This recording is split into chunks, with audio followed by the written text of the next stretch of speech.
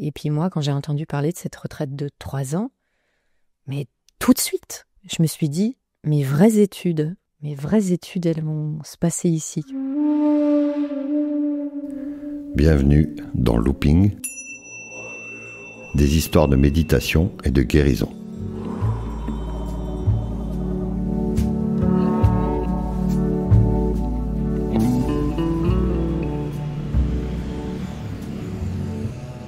C'est un peu inhabituel pour moi de faire les introductions en situation en pleine rue, mais si je le fais aujourd'hui, c'est que je me trouve à Paris et je vais recueillir le témoignage de Swazik. Swazik, elle a la particularité d'avoir passé 7 ans en retraite et en même temps d'habiter aujourd'hui à Paris. Donc je suis boulevard Beaumarchais là et je vais la retrouver dans quelques secondes. Alors comme on est à Paris, quand on arrive, il y a des interphones. Swazik Michelot. Tu m'entends ? Coucou Swazik. Coucou. C'est la petite porte bleue au fond de la cour, faut que tu montes au deuxième. Voilà, petite porte bleue au fond de la cour. On monte au deuxième.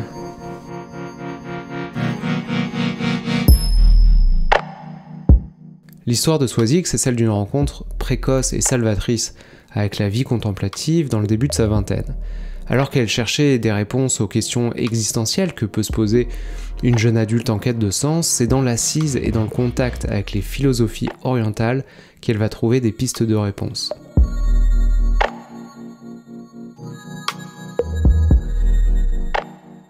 Cette quête va la mener à pousser l'investigation jusque dans un monastère bouddhiste de tradition tibétaine où elle va rester au total 7 ans, dont 3 ans, 3 mois et 3 jours en retraite isolée. Pourquoi cette durée, me demanderez-vous? Elle va vous expliquer dans quelques instants. Quoi qu'il en soit, cette entrée au monastère sera le point de départ d'une longue aventure, une aventure pas toujours facile, vous allez voir, une aventure qui la mènera à explorer le réel dans toute sa profondeur et toute sa complexité.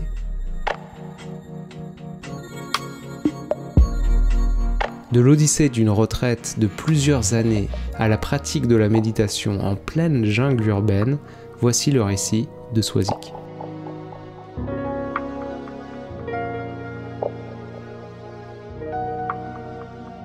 Coucou.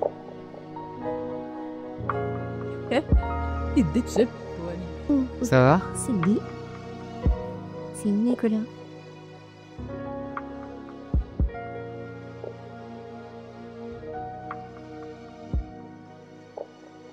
Alors, je m'appelle Swazik, j'ai 46 ans et je vis à Paris.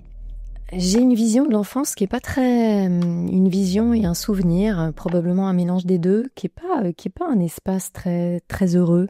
En tous les cas, c'est mixte. J'ai un papa qui était meunier.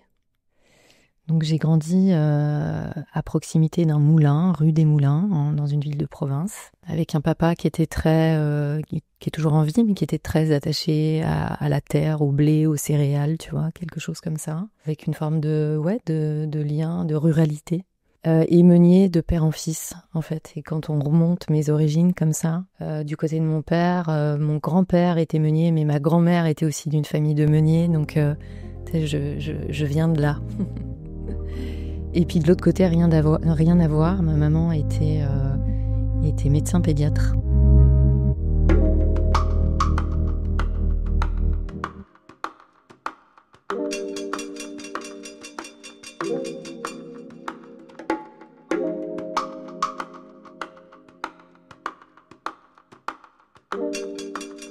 Mes premiers souvenirs, ils sont liés à l'immensité.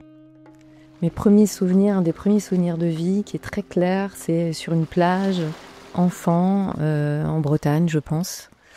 Et puis j'ai du sable dans les mains, et puis je suis complètement fascinée, mais tu sais, aujourd'hui, je pourrais dire que c'était presque une transe, mais j'aurais pas utilisé ces mots, mais avec du recul, d'être complètement fascinée par l'impossibilité de compter les grains de sable, tu sais. Il y avait vraiment cet infini dans la paume de la main.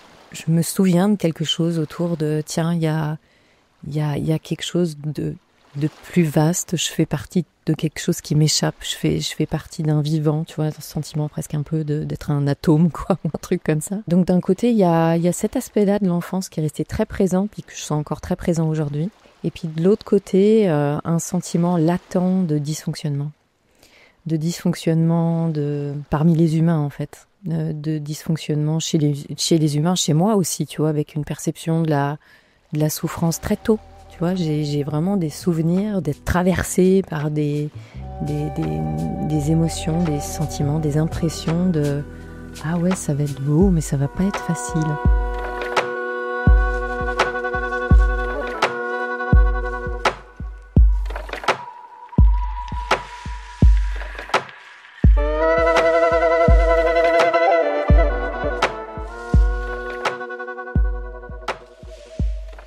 J'ai une relation très très conflictuelle avec mes parents étant ado parce que je suis issue d'une culture très matérialiste. Donc mes parents avaient vraiment le souci de mes études, de la réussite, aussi de représentation aussi, d'excellence, quelque chose comme ça. Moi très tôt, je me suis intéressée à des choses qui étaient beaucoup plus littéraires, beaucoup plus philosophiques. J'étais passionnée par les étoiles par exemple. Puis il y a deux mondes qui n'arrivaient pas à se rencontrer. Et finalement, ma relation parentale, familiale, c'est un peu ça, c'est l'impossibilité d'une rencontre. Parce qu'on parlait pas le même langage. Très tôt, on n'a pas parlé le même langage. C'était très difficile de se comprendre. Mais au moment de l'adolescence, évidemment, ça a été très, très conflictuel, en particulier avec ma mère, mais avec l'ensemble de ma famille, parce que je m'orientais, tu vois, vers une direction qui leur ressemblait pas. Et puis moi, j'avais besoin de m'émanciper. Puis ils avaient aussi une culture très matérialiste au niveau du corps. Puis moi, j'étais dans un très grand rejet de la corporalité, de la sensorialité du corps, de la féminité aussi, tu sais, du corps sexué. Alors tout ça, ça a créé vraiment une espèce de conflit de valeurs. Et puis je suis partie faire des études de cinéma, d'art et de cinéma. Alors ça, c'est quelque chose qu'ils ont un peu soutenu, mais très jeune, puisque j'avais 20 ans. J'ai rencontré le bouddhisme, en fait. J'avais une quête qui a commencé bien avant, qui m'a menée un peu de monastère en monastère. Et puis cette recherche leur était très étrangère. Et puis moi, en même temps, j'avais un vrai appel, quoi. Tu vois, j'avais vraiment envie et j'étais mue par des questions existentielles. C'était presque une question de vie ou de mort. D'une certaine façon, j'avais pas le choix. Il fallait que j'aille comprendre c'est quoi un humain, comment ça marche les émotions, pourquoi je suis née, qu'est-ce que je fais là, enfin vraiment, tu vois, les questions existentielles de base. Et puis c'était vraiment des questions qui leur échappaient, tu sais. Pour eux, c'était beaucoup plus simple et beaucoup plus pratique. Faut avoir une maison, un job qui ramène de l'argent, faire des enfants, quelque chose comme ça.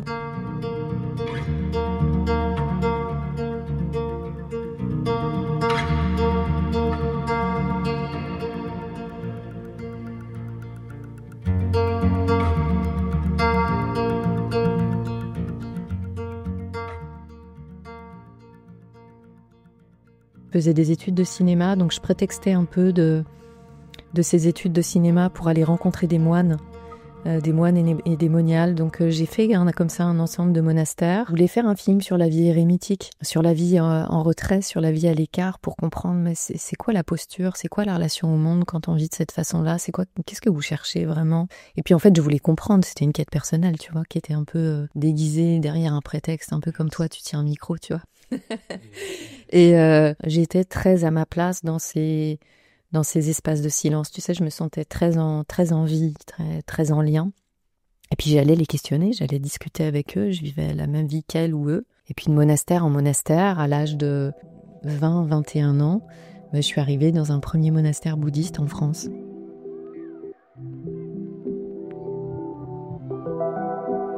Swazik se balade donc avec sa petite caméra, telle une Agnès Varda de la spiritualité. Elle poursuit sa quête personnelle, mais le résultat de son travail va être surprenant. Alors, ça aurait pu donner un documentaire. Et puis, en fait, j'ai après rencontré le bouddhisme. J'étais en dernière année d'école de cinéma. Et j'ai tout planté. J'ai été tellement touchée par mes premiers pas dans la pratique méditative. La première fois que j'ai fermé les yeux pour méditer, tu sais, c'est un souvenir très très clair. J'étais assise sur un coussin, j'étais dans un petit temple bouddhiste Et puis j'ai entendu des premiers enseignements sur qu'est-ce que la conscience, les émotions, les pensées. C'était vraiment, ouais, je peux dire comme une révélation, tu vois, comme une révélation. Et puis en fermant les yeux pour la première fois, pourtant j'ai vraiment pas voyagé loin, je me suis dit tiens, c'est ici que ça se passe. Et donc j'ai tout plaqué quoi. En fait, j'ai fait ça aussi de façon très adolescente, très jeune adulte, c'est-à-dire j'ai tout envoyé chier, tu sais, je me suis rasé les cheveux. J'ai dispersé tous mes bouquins, je me libère de mes attachements et voilà. Et aujourd'hui, c'est clair que je le referais absolument pas de la même façon. Ça serait beaucoup, beaucoup plus doux et beaucoup plus tempéré. Mais j'avais 21 ans et puis j'ai tout plaqué comme ça. Mais je pense qu'il y avait besoin de cette radicalité parce que c'était aussi une période d'émancipation. À certains moments, ça passe par des ruptures. Et là, ça passait par la rupture, par la case... Ok, je vais pas être conforme à vos attentes. Et puis moi, faut que je l'accepte aussi. Je vais pas pouvoir être conforme à vos attentes. Ça m'est impossible. Il y a eu ce point de rupture de ouais, je vais aller vivre dans un monastère. Je vais pas gagner un rond. Mais c'est ça mon engagement d'humain pour le moment. C'est comme ça que j'ai envie de vivre ma vie.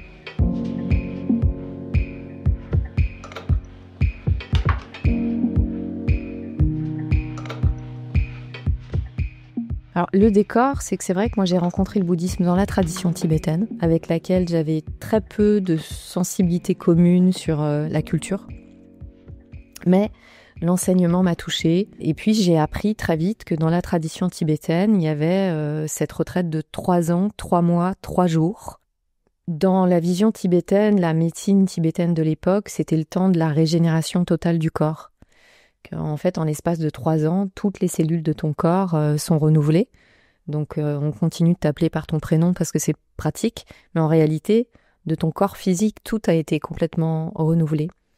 Et puis cette retraite, ce programme de retraite sur 3 ans, qui est aussi un programme pendant lequel on étudie un peu, mais dans cette voie-là, la voie Kagyu, c'est la voie de la pratique. C'est pas une voie d'étude, on étudie peu. C'est vraiment la voie de l'expérience. Et puis moi, quand j'ai entendu parler de cette retraite de 3 ans, mais tout de suite, je me suis dit, mes vraies études, c'est pas la fac, mes vraies études, elles vont se passer ici, tu vois, c'est pas des études académiques, mais je vais vraiment aller étudier c'est qui le propriétaire des lieux, qu'est-ce que c'est cette aventure d'être un être humain, d'être mu par des émotions, des sentiments, d'avoir des facultés sensorielles, d'être en contact avec autrui, avec le ciel, avec tout ce qui m'entoure. Je me suis dit, tiens, là, il y a des études vraiment sérieuses, parce que j'avais une espèce d'insatisfaction. Puis là, je me suis dit, là, ça, c'est vraiment les études approfondies que je veux faire. Donc, j'ai préparé ça. D'abord, on reste au monastère, on vit la vie du monastère. Donc, on vit la pratique, une pratique assez intensive, on étudie. J'ai aussi appris à lire le tibétain des textes. Donc, c'était une vie d'études, c'était une vie de pratique. Et puis, c'était aussi beaucoup une vie de communauté. Parce qu'à l'époque où je suis arrivée dans cette communauté, il y avait des gens du monde entier, des Russes, des Américains, des gens qui venaient absolument des 4 coins du monde. Et puis, on participait, on était bénévoles. Donc, on travaillait aussi. Et donc, j'ai vécu cette vie quelques années. Qui était aussi une préparation de retraite. Et puis, à la suite de cette préparation, qui aura tout de même duré quelques années, Swazik est finalement prête, le moment est venu, elle va bel et bien intégrer cette fameuse retraite de 3 ans. Je me rappelle des images de quand j'ai franchi la porte du centre de retraite. Alors là, je peux te dire que j'ai une image hyper claire du seuil, d'un franchissement de seuil où je pouvais pas retourner en arrière. Et là, la retraite de 3 ans chez les Tibétains, c'est un programme de fou. Donc théoriquement, tu médites, t'as 4 sessions de 3 heures par jour. C'est une retraite qui se fait en groupe. Donc j'étais avec des femmes, j'avais des vœux monastiques. Donc j'avais les cheveux coupés très courts, je portais l'habit monastique de cette tradition-là. Il était bordeaux, ce qu'on appelle un zen. Un zen, c'est un châle que tu viens déposer sur ton épaule gauche. Et puis, on avait chacune une cellule. Alors, une cellule, c'est une petite chambre, une très petite chambre, dans laquelle on allait faire ce qu'on appelle des thunes. Alors, des thunes, ça n'a rien à voir avec l'argent, c'est-à-dire une session en tibétain. On se levait très tôt le matin, aux alentours de 4-5 heures. Il y avait un gong qui passait, puis il y avait la première thune, la première session du matin pendant 3 heures. Les repas, ou en tous les cas, au moins 2 repas par jour se font avec les autres retraitantes. On n'est pas en silence. Donc, la relation dans ces retraites-là, elle est très importante parce qu'on garde la relation dans tout ce qu'elle a de plus grand, tout ce qu'elle a de plus beau, et t'imagines que sur 3 ans, c'est des amitiés extrêmement profondes, c'est même au-delà de l'amitié, c'est vraiment des relations de frères et de sœurs. Mais il y a aussi, sur 3 ans, c'est un petit monde qui se déploie. Donc il y a aussi toute la complexité des relations humaines qui se déploient sur 3 ans, et dans la voie tibétaine, c'est volontaire. On garde cet ancrage dans la relation, pour que quand tu retournes déposer ton cul sur un coussin, t'arrives et puis t'es tout plein de tes émotions, de ce qui s'est passé dans la relation. Donc ça peut être de la joie, mais ça peut être de la colère, ça peut être de la jalousie, ça peut être des rivalités, ça peut être l'autre, il médite mieux que moi, il a développé plus de capacités que moi dans tel ou tel, ou il est plus proche des enseignants que moi, donc t'as tous les enjeux affectifs, et puis tout ça, après, c'est cette matière-là, en fait. C'est là pour servir le réel. Et il y a eu, bien sûr, sur 3 ans, tout un déploiement de colère, parce que telle personne, elle se comporte comme ça, puis pas comme ça. Donc, des moments avec des débordements de colère, des débordements de jalousie, parce que, elle est proche des enseignants, tu sais. Donc, toutes les émotions y sont passées, absolument toutes.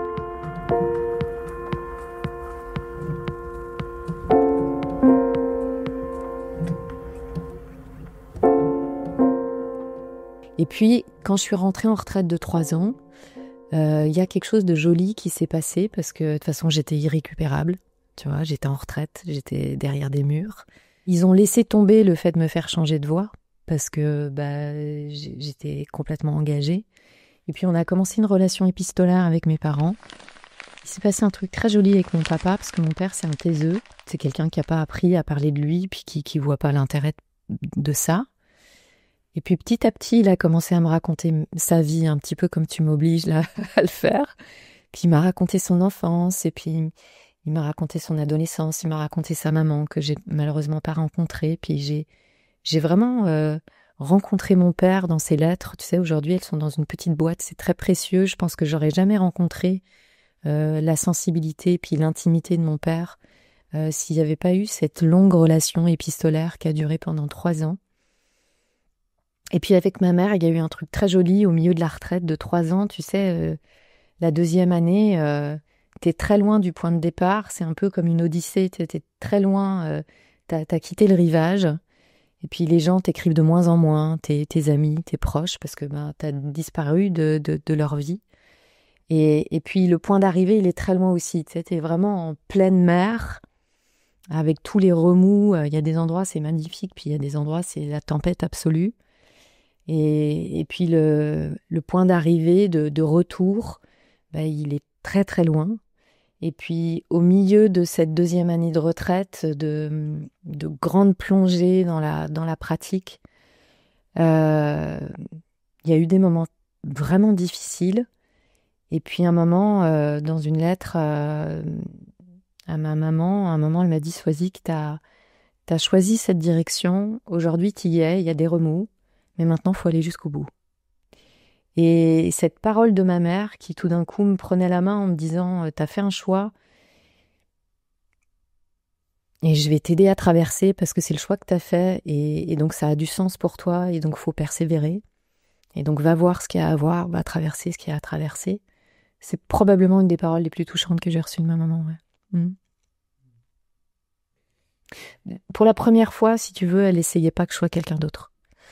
Et c'était probablement un des endroits les plus aimants que j'ai reçus de ma mère. C'est bon d'ailleurs de te le raconter parce que ça, tu vois, ça le réactive comme ça en me disant « Ah tiens, elle a soutenu ça. » Ouais. Il y a eu une amitié que j'attendais pas. C'est pas du tout quelqu'un que j'avais vu. C'était quelqu'un de très discret, pas spécialement charismatique. Et puis qui a été un vrai exemple de vie. Mais en fait, plusieurs des filles ont été un vrai exemple de vie. un vrai exemple de générosité. Il y en a une de mes compagnes de retraite, c'était toujours la première dans les tâches ingrates, par exemple. Puis elle a tenu pendant 3 ans, elle s'est jamais plainte de rien. Puis il y avait vraiment cette générosité qui se la raconte pas, vraiment dans les faits et gestes de la vie quotidienne. Quelqu'un sur qui tu peux tout le temps compter, qui est tout le temps fiable, qui est tout le temps là. Et ça m'a marqué à vie. Au cours de cette retraite, avec la pratique de la méditation qui s'intensifie, Swazik va aussi être confronté à un événement du passé qui va ressurgir. Car avant que les portes du monastère se soient closes, quelque chose de grave s'est passé. Et puis il y a une grande amitié avec une amie à qui j'ai pu déposer un grand trauma, ce que j'avais jamais fait, qui a eu l'espace pour accueillir cette souffrance-là, qui est un trauma autour des violences sexistes et sexuelles, d'un viol. C'est quelqu'un qui a pu accueillir là, cette partie-là de ma vie, puis le contexte dans lequel ça se déployait. Et c'est quelqu'un qui m'a aidé à sortir du silence, dans lequel j'étais complètement emmurée. Et curieusement, cet espace de retraite qui était un espace fermé a été un espace d'ouverture. Mais de toute façon, à tous les endroits, ça a été un espace d'ouverture.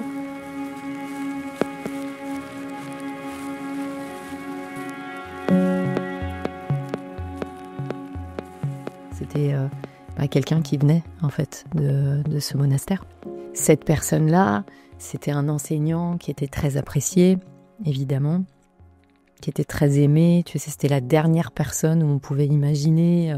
Et puis, ça a été la cata parce que, en fait, l'histoire, c'est que j'étais pas toute seule, en fait, et que d'autres femmes, bien entendu, ont été abusées aussi. Là, j'ai vécu tout ça en retraite de 3 ans, à travers le spectre de la pratique de la méditation et des enseignements du Dharma. Donc, c'était vraiment une plongée dans le réel total, tu vois, une plongée dans la complexité humaine totale. Évidemment, c'est des épisodes dramatiques de la vie, puis pour aller au bout de l'histoire, tu sais, j'ai mis du temps à réaliser ce que j'avais vécu et puis à réunir l'énergie pour me dire « Ah, je vais m'occuper de ça, de ce trauma, puis de cet abus. » Puis j'ai mis des années, puis heureusement, il y a une autre femme qui malheureusement a vécu la même chose que moi, qui a porté plainte et puis qui m'a inspirée pour porter plainte aussi. On est allé en justice, puis il y a eu un procès, puis cette personne aujourd'hui, elle a été condamnée. C'est important de le dire aussi. Mais tout ça, pour moi, c'est une continuité. C'est pas une histoire de rupture ou de grande souffrance. C'est juste, il y a des accidents de la vie. Mais il y a un enseignant que j'adore qui s'appelle Joseph Goldstein.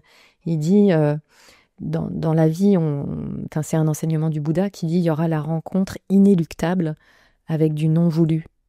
Mais ce que je te raconte, c'est juste ça. Et il y a eu cette rencontre, puis ça continue aujourd'hui. La rencontre inéluctable avec du non voulu. Tout ça va se produire, il y a des choses qui vont se produire, voulues, non voulues, souhaitées, non souhaitées, désirées, non désirées, non désirables. La méditation, elle vient juste m'éclairer mais quelle est la relation que j'entretiens avec chacun des phénomènes qui apparaissent dans ma vie.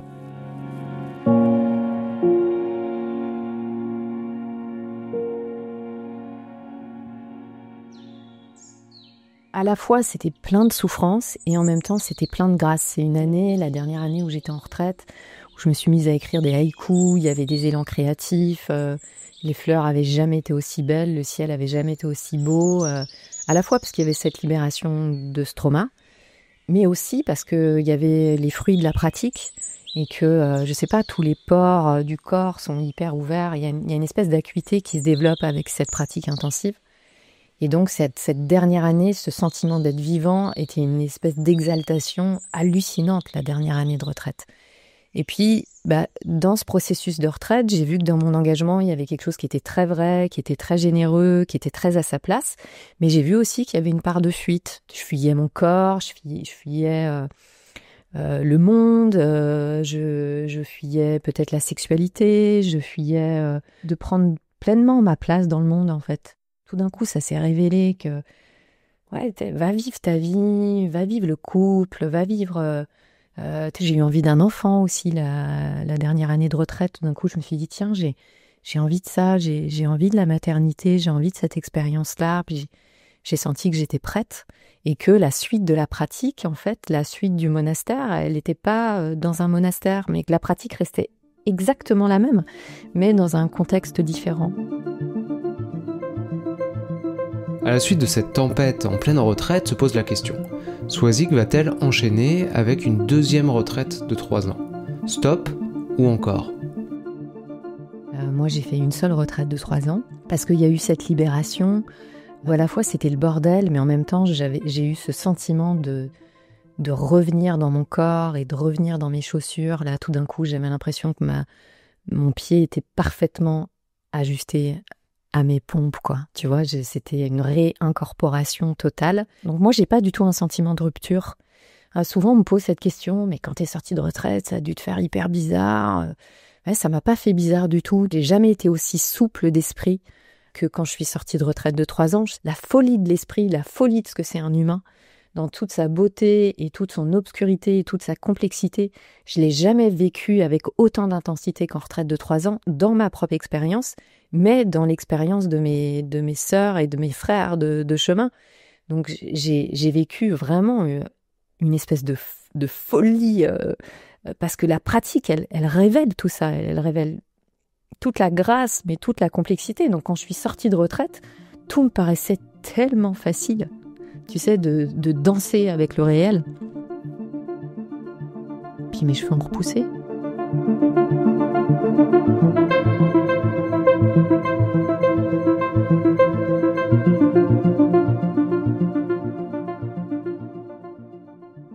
En fait, quand je suis sortie de retraite de 3 ans, j'avais vraiment cette intention de continuer de pratiquer. Puis aussi, évidemment, j'ai pris du recul avec la tradition. Parce que j'ai vu que la tradition, c'est une institution, donc c'est une institution qui est aussi fragile que les autres, et que moi j'avais sacralisé quelque part cet endroit-là, et donc j'avais du chemin à faire pour désacraliser. Et ça a été la suite normale de mon chemin. Aujourd'hui, je suis pas encartée, tu sais, je parle de l'enseignement du Bouddha, mais je suis encartée à rien. Et finalement, tout se rassemble aujourd'hui, mais j'avais pas du tout l'intention de partager ou d'enseigner. Tu sais, ça me semblait complètement hors d'atteinte. Je voulais juste vivre cette dimension. Tu sais, j'ai un copain qui parle de inner monk, de moine caché, un peu comme ça. Alors moi, je me vivais un petit peu comme ça. Et puis, après, c'est les hasards de la vie. Tu sais, la première fois que j'ai allumé la radio en sortant de retraite, je suis tombée sur une émission sur France Inter qui parlait de pleine conscience dans les hôpitaux. Et moi, j'ai une dimension comme ça, très sociale, très engagée. Tout de suite, ça m'a parlé.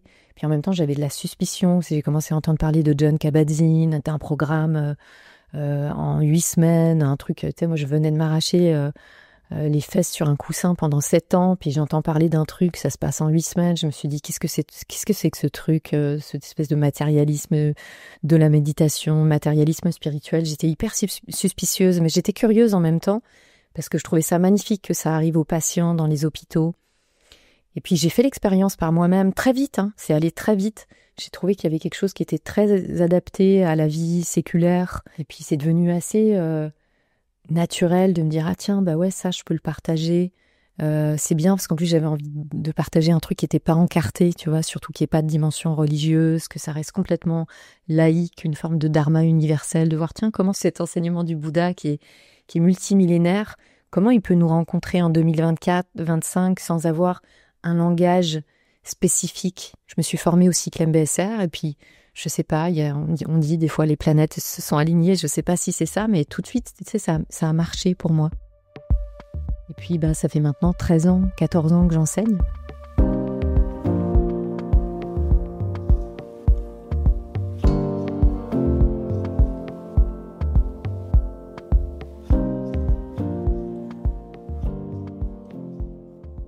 En fait, aujourd'hui, moi, j'enseigne dans différents contextes. J'enseigne au grand public la pratique de la méditation, et puis tous les corpus philosophiques qui sous-tendent aussi la pratique de la méditation. Mais je l'enseigne aussi dans 2 domaines principaux, le domaine du soin et de la santé. Et puis aussi, il y a toute une partie de l'activité qui est déployée auprès des étudiants en médecine et des étudiants en santé. Donc là aussi, je vais enseigner à la faculté de médecine. Donc ça, c'est une partie de l'activité. Et puis, il y a une autre partie de mon activité qui est plus consacrée, on va dire, au domaine de la culture. Parce que la méditation, c'est pas une espèce de pansement ou d'outil de bien-être. C'est vraiment un outil de transformation culturelle.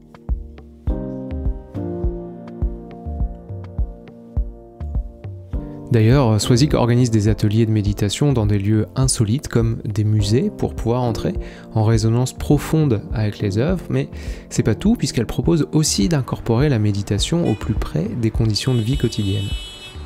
J'ai eu l'occasion de guider des retraites urbaines, donc en plein Paris, où on faisait les marches méditatives dans les rues de Paris, où les retraites étaient dans des formats non résidentiels, c'est-à-dire que le soir, les gens rentraient chez eux avec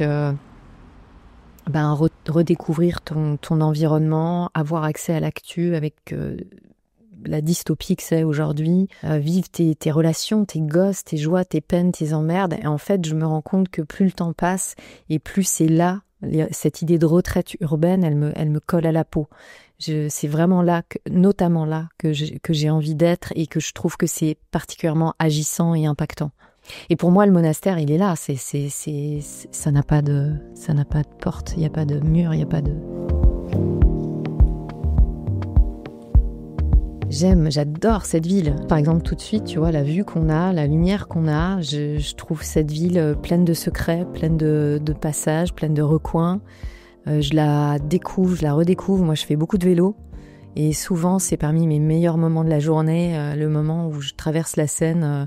Je crois que je suis quasiment tout le temps émerveillée. Puis j'aime cette ville aussi pour sa complexité, sa créativité. Puis il n'y a pas que ça, c'est que finalement, ça fait 13-14 ans que j'ai une activité qui est quand même très centrée sur l'enseignement. Et il y a quelque chose d'un engagement pour moi à enseigner en ville. Tu vois, comme une façon de dire, la méditation, c'est pas un truc de planqué, c'est pas une histoire de spa, d'encens et de petits galets. Non, c'est viens rencontrer ta colère, viens rencontrer... ton désir, viens rencontrer ta complexité, viens rencontrer ta grandeur, ta beauté, tes emmerdes, tes amours. Ça parle de chaos, la méditation, en fait. D'ailleurs, il y a un enseignant sud-américain qui dit « Le but de la méditation, c'est pas de devenir un être parfait, c'est de devenir un chaos compatissant. » Il y a un petit bout, peut-être, de mon engagement qui est par là, tu vois, de cette idée de chaos compatissant. Voilà, c'est un peu comme ça qu'on a fini cet enregistrement, en regardant par la fenêtre, regardant l'infini du ciel et en humant le chaos de la ville juste sous nos pieds. Et ouais, ce lieu, j'ai l'impression d'avoir une fenêtre sur Paris. Tu sais que j'entends l'heure bleue. L'heure bleue, c'est le moment où le soleil se couche. Et les oiseaux, c'est comme s'il se passait le message de c'est la fin de la journée. Et donc, c'est une espèce d'effervescence de chants d'oiseaux. Et là, dans ce petit espace, cette cour, tout d'un coup, c'est un vrai concert. Et au printemps, avec mon fiston, on ouvre grand les deux fenêtres. Et il y en a toujours un des deux qui est là, maman. Oui, des fois, il m'appelle, maman, ça y est, c'est l'heure bleue, parce qu'on entend les oiseaux qui s'animent. Et on se met sur le lit où des fois, on est tous les deux à la fenêtre là. Et puis on les écoute.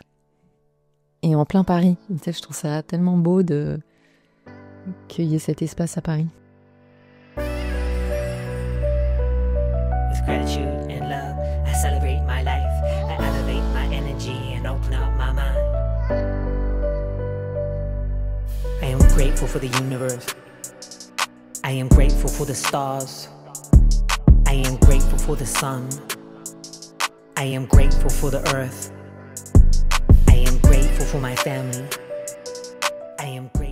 La poétesse américaine Dana Folds a écrit cette citation que je trouve vraiment très belle. « Résiste et la marée te fera chavirer.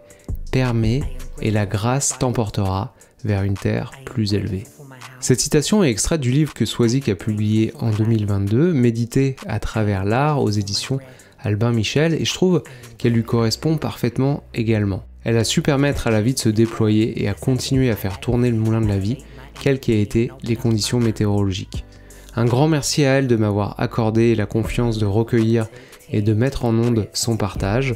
Si vous souhaitez suivre un cycle, en ligne ou en présence, ou assister à une retraite conduite par Swazik, vous trouverez toutes les infos sur son site www.mbsr-paris.fr.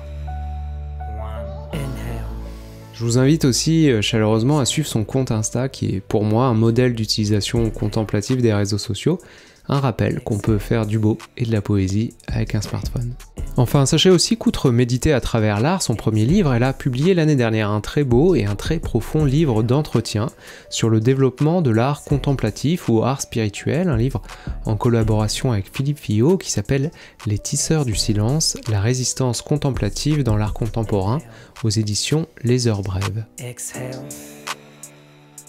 Merci d'avoir écouté ce nouvel épisode de Looping, un podcast écrit et réalisé par Cola Zibo. N'oubliez pas de vous abonner si l'épisode vous a plu et que vous ne voulez manquer aucun épisode à l'avenir. On se retrouve la prochaine fois avec le récit de Pierre François, un récit exceptionnel puisqu'il s'agira de la parole précieuse d'un méditant à l'orée de ses 90 ans.